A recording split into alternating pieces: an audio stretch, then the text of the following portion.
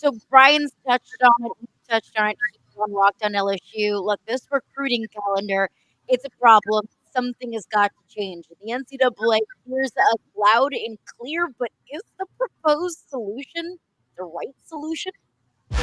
You are Locked On LSU, your daily podcast on the LSU Tigers. Part of the Locked On Podcast Network. Your team every day.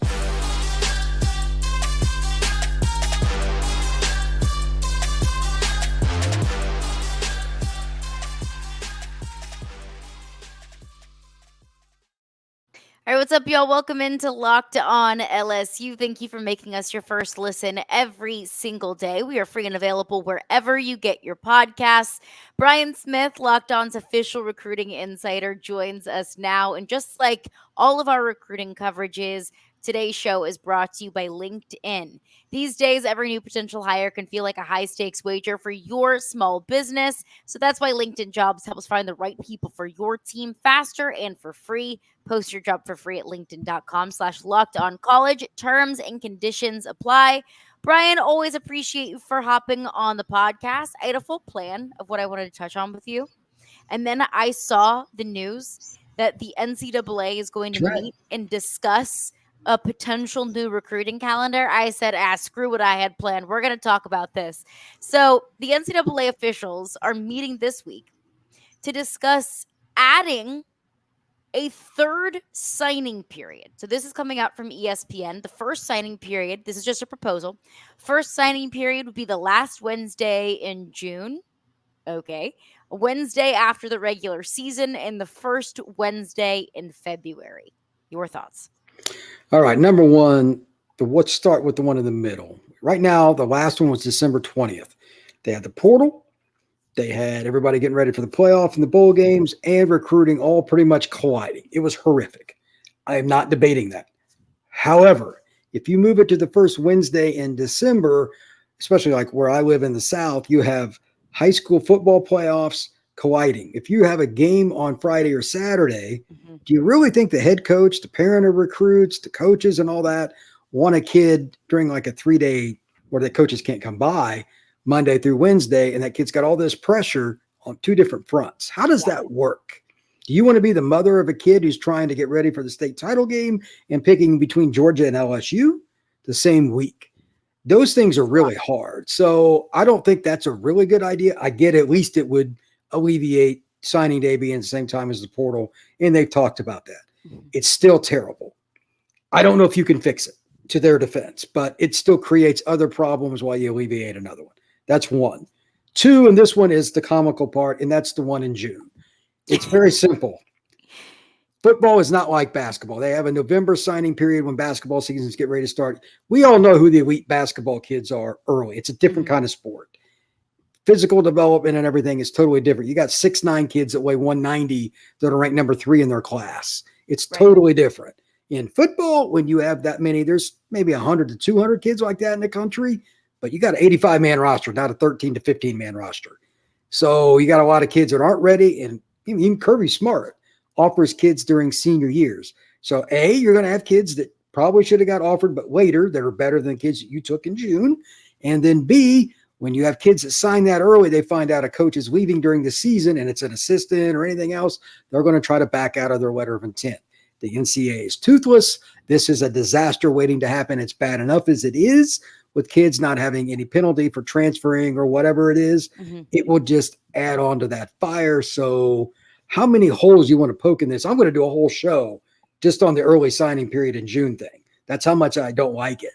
But I just wanted to give you a couple snippets there. I mean, let's start on that one then, the first Wednesday in June. It makes absolutely positively zero sense whatsoever from both perspectives.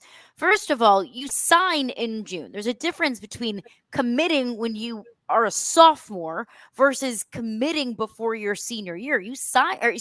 Signing before your senior year. Right. You sign your national letter of intent. What's stopping you from just sitting out your senior year? I think that that's the other thing. There'll be some kids that might do that. And why wouldn't they? I mean, there's some kids that have enough pride not to even consider that. And I think most kids won't. Right. But there'll be kids, if they're at a bad program or something, that won't play as much. You get less commitment from them, etc. It's different in football because of the injury factor. Like basketball, I mean, you can get hurt. There are some, but there aren't near as many of those as there are in Mhm. football. So that's another problem that you can throw onto the pile before you light it with gas. And look, I'm not here to just dump on the NCAA or whatever, but this is going to be something that the coaches don't like. And I don't think the recruits will like all that much either because they want to take visits during the year Yeah. and see this. Like we talked about it 1,000 times on this show, Caroline. It's fun to go to Death Valley on a Saturday night. Now, if you signed with LSU, you can still do that. But what if you're not, you're not sure? You're picking between Arkansas and LSU and you're a kid from Shreveport. Mhm. You still need some time to figure it out. You may find out after you signed that was a mistake. How many times did you have a friend or a boyfriend and you're in high school that was 16, 17, made a lot of great decisions? Not very many. Yeah, they don't. It's just part of life. That's okay. But at the same time, if you give them that chance to fail, chances are teenage boys will. Right. This I know. So let's not give them that many chances to fail. And it also puts more pressure on them in the middle of the season or in the middle of the summer when a lot of them aren't in high school. Mhm. The semester is over. You don't have as many people around them that should be when they're getting ready to sign. There's all kinds of potential pitfalls here. I don't like it at all. And then the Wednesday after the regular season, I know that kind of aligns with the late December signing period. But the late December signing period at least comes a couple of weeks removed after the season when teams have already made coaching changes. Like how many times have we heard of a coach leaving or a coach getting fired, a week after the season ends? It I know. happens all the time. It's the same issue that arises with signing in June. A lot can happen between June of 2024 and June of 2025. Players transfer, coaches get fired, coordinators move on and take other jobs. There's just way too many moving pieces and way too many places or pieces that aren't in place, rather, by the time you have to sign. And that is putting your name on the dotted line. That is signing your commitment over to that team. That's not just, hey, a verbal commitment. That's not just a graphic on Twitter. Unfortunately, whether it's Alabama, LSU, or anywhere else, you're going to have a lot of coaching turnover. Mm-hmm. Saban had it when he was at LSU. He had it at Bama, etc. There are kids that pick schools constantly because of the person. I say it here too. Relationships, relationships, relationships. Mm-hmm. There's a kid soon as Saban stepped down at Bama, immediately dropped out, and he took a transfer and he went to Florida. He picked Alabama because Saban was there. So that part, it doesn't matter because you're always going to have some of those. Yeah. But if you shorten it, you'll have even more because, like you said, and it's just part of the beast. The NFL season's not over. That's part that they can't fix. Until the NFL season's completely over, the Super Bowl, there's a lot of coaching change. Mhm. That's unfortunate. Don't make it worse, though, with an extra 2 weeks.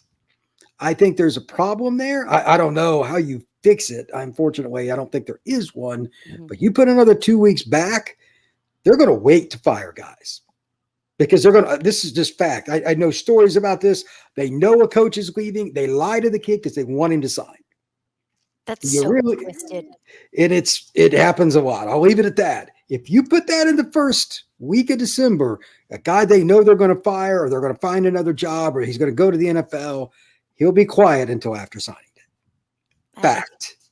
Unfortunately, it's true. It just is so freaking backwards doing that to a young kid in his future. But I do want to stick on this. This is coming out from this is coming out from ESPN that NCAA football officials are meeting this week to discuss 3 potential signing periods: one in June, Wednesday right after the regular season, and the first Wednesday in February. My question for you, Brian, coming up next is, what does this solve? And we'll get into that coming up next. All right, I want to tell you about Game Time. So, Game Time is super fast and it's an incredibly easy way to buy tickets for all of the sports, music, comedy, and theater events near you. They've got killer last minute deals, all in prices, views from your seat, and the best price guarantee. Game Time takes the guesswork out of buying tickets. So, I actually, like, genuinely, every single time I go to buy tickets for any event, whether it's a game or a concert, I've been looking up comedy show tickets the past few days. I always go to Game Time first because I know exactly what my seat is going to look like. Like there's nothing worse than buying tickets to whatever event and then you sit down and you think, "Huh, well the picture online looked like it was a lot closer to the stage or I didn't realize there was going to be a big pole in front of me and obstructing my view of the field." That's not the case with Game Time. You know exactly what you are going to get and what your view will be. I also know that Game Time has the best price guarantee. One thing that is so frustrating, I know I'm frustrated by it, I'm sure you are too. When you go to buy tickets on a third party ticket website, you find a price, you say, okay, that's good, that falls within my budget. Then you go to checkout, and it's like, whoa, whoa, whoa, where did all these taxes and fees come from? The taxes and fees are more expensive than the ticket itself. That is not the case with Game Time. I genuinely love it. I think that you will too. So try it out, Game Time. Take the guesswork out of buying tickets with Game Time. Terms apply. Just download the Game Time app and use code uh locked on for $20 off of your first purchase. Again, that's Game Time. Download the Game Time app. Use code locked on for $20 off of your first purchase. Download Game Time today. Last minute tickets, lowest price guaranteed. All right, rolling along here, Locked On LSU. Locked On's official recruiting insider, Brian Smith, is with us. All of our recruiting coverage is brought to you by LinkedIn. These days, every new potential hire can feel like a high stakes wager for your small business. And that's exactly why LinkedIn Jobs helps find the right people for your team faster and for free. So post your job for free at linkedin.com/locked on college. Terms and conditions apply. So these three proposed signing periods. Look, we've all been guilty of complaining about the recruiting calendar, that there needed to be changes. Like you said, transfer portal, bowl games, end of the season, and early signing day all aligning within a few weeks. Like that is unsustainable. And I think that we've seen so many coaches leave the college level just frankly because they don't want to deal with any of that crap. That's a lot. That's a lot. But these three proposed signing periods, like, what does that solve? Does that make the recruiting calendar any easier? It depends on your perspective. The only thing that is definitive to me, by removing it further away from around the 20th, moving it, say, to the 3rd or the 2nd or something, you're going to have one less opportunity for collision because the portal's open. They want that to be signing day, then the portal opens afterwards. So it's 1 and 1. I'll give them that because it was awful last year for me. I know that. Excuse me. And everybody I spoke to in the business of following recruiting hated it. And we're like, this is only going to get worse. I wonder what they're going to do. I didn't think this was going to be their proposal, but at least they're trying. I'm not much for it, but at the same time, there is no date past June that's a good time to have the early signing period. There's none. Mm-hmm. So I don't know what you can do because once you get into the regular season, coaches don't have time while they're game planning to have it. So anytime from September 1st to December 1st is no. August is fall camp. That's going to be dead period. Late July is when coaches go on their vacations and recruits. Everything's kind of quiet. It's only 2 weeks past early February that it's quiet in football. And then finally, you can do it in the June thing. But again, there's not a lot of people around. It's before their senior year. That's not good. So we're back to December. There's no good Andrew. I don't know what to do for it, but I'll give him credit for trying. I just think that this will still have a lot of pitfalls, and you'll have a lot of coaches, a lot of parents, and even some of the college coaches, not just high school, that won't like that. I just don't know how else you can do it because the early signing day is here to stay because all these coaches want the kids to come in early to be in spring ball. Yeah. I mean, Saban would barely play anybody that didn't enroll early because he wanted to be in the system for X amount of time. Probably makes sense, but the kids that didn't pretty much had to wait, even if they were a 5-star to play in their second year. So everybody's got their own idea on it, but December 3rd is still going to have a lot of pitfalls too. And we've talked a lot about just how hard it is for college coaches these days. I mean, a college coach's job has never been harder than it is now. But I've kind of viewed the calendar like maybe late May, June is kind of time for head coaches that they actually can take time. That's probably the lightest period of the year, whether it's a recruiting dead period, you're done with spring football, you're gearing up for fall camp. Correct me if you think differently, but doesn't adding a June signing period take that period of, light work away, doesn't that just make their jobs harder? Well, May is the recruiting calendar to go out and scout kids, and then June's the official visit. So it's just recruiting. They can't do anything with their team. That's all the strength and conditioning coaches. Adding that other stressor of it's going to be signing day means it's all hands on deck instead of white. Yeah. Like scouting and going to the school and getting transcripts and lining up visits is one thing. Mhm. It's another to know that this is final, because not only can Johnny commit to another school, he's signing. I can't flip him during the season. Right. That's a lot in a short period. So to your point, that's correct. Now, the other side of that is that you could also be done and not have to recruit him anymore. That's true. Or do you? Because there's still the transfer portal because there's no penalty. This is the unfriendly truth. Until there is a definitive hard line penalty for transferring, which that doesn't seem to be coming anytime soon, this stuff doesn't matter because the kid's still just constantly leaving anyway. There has to be a penalty. There's no nice way to say that.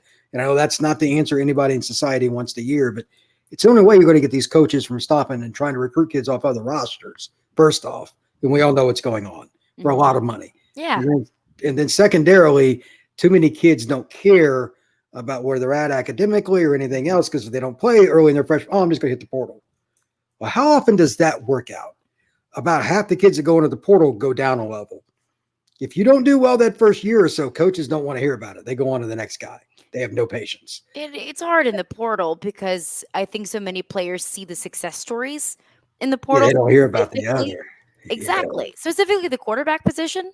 Look at the Heisman Trophy finalists this past year. 3 out of the 4 of them are all quarterbacks who transferred and found significantly more success in their second stop than they did the first.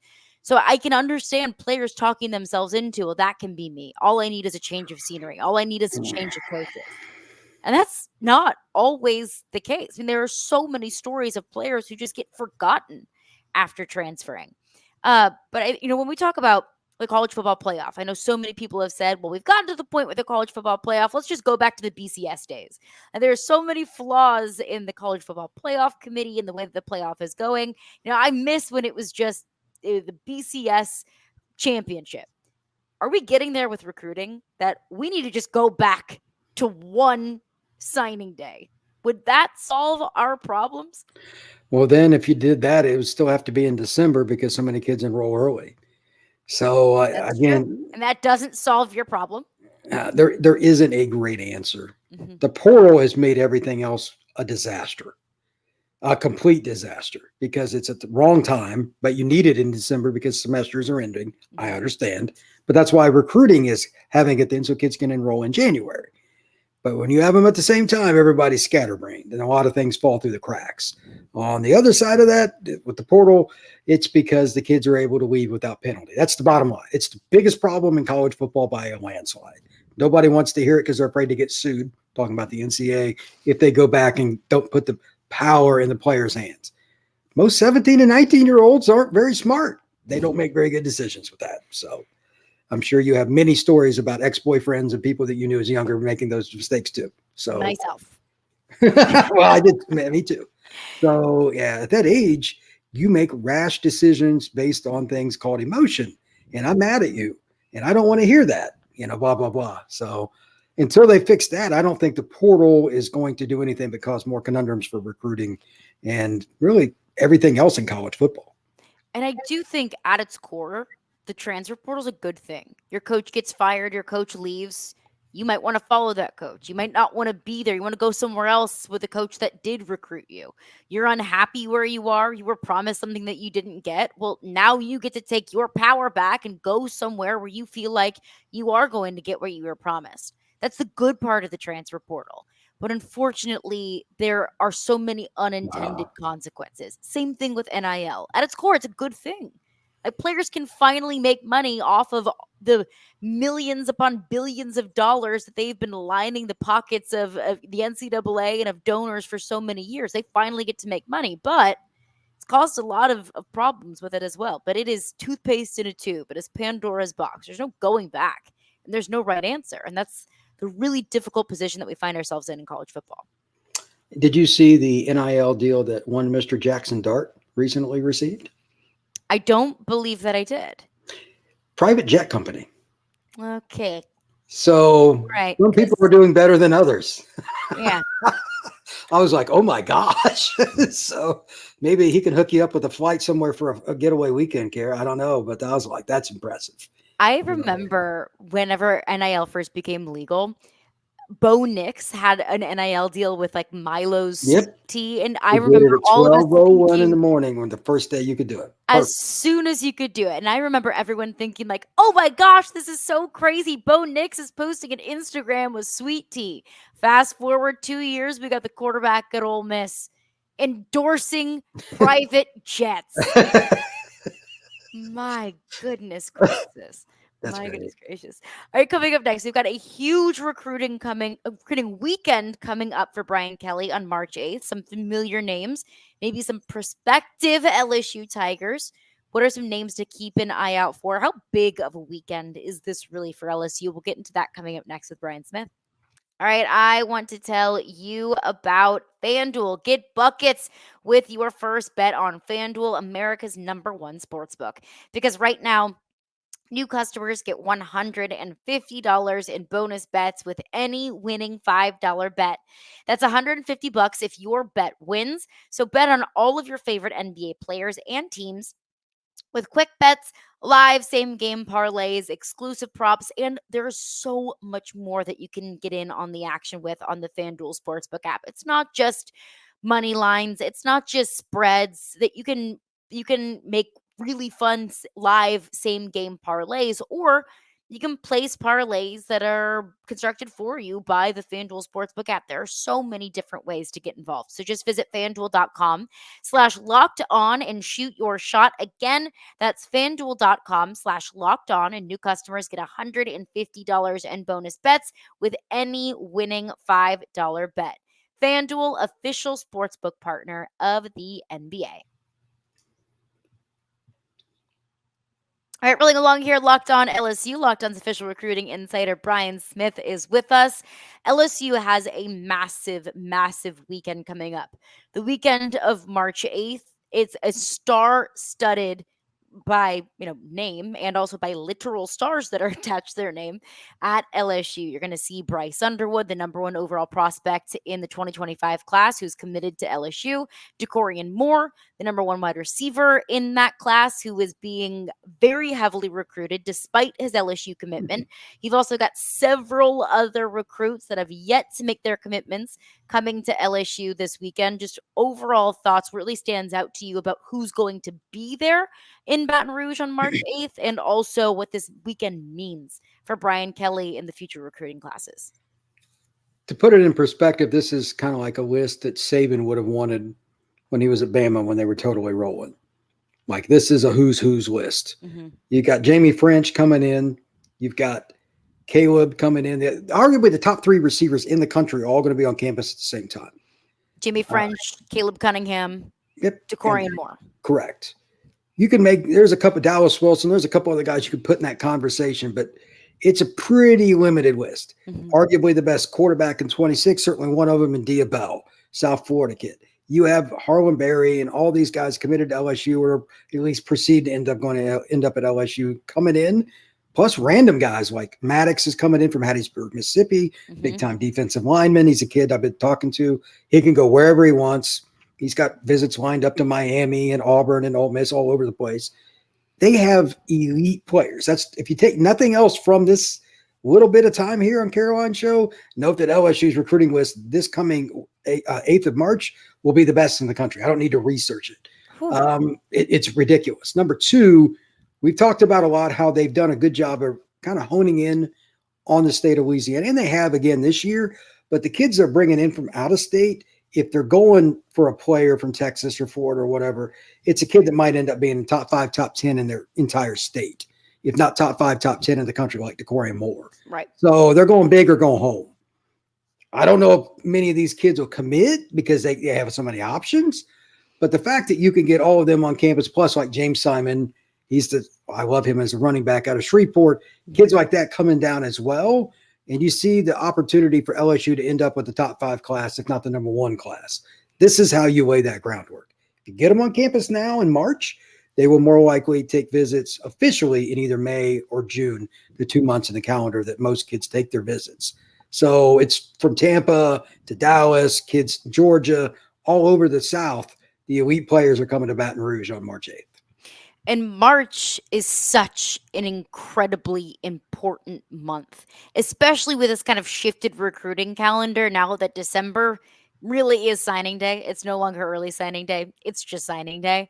So just to kind of just give some of our listeners some perspective of what the month of March means. This is when you got your spring practice going on and the kids want to see what's happening.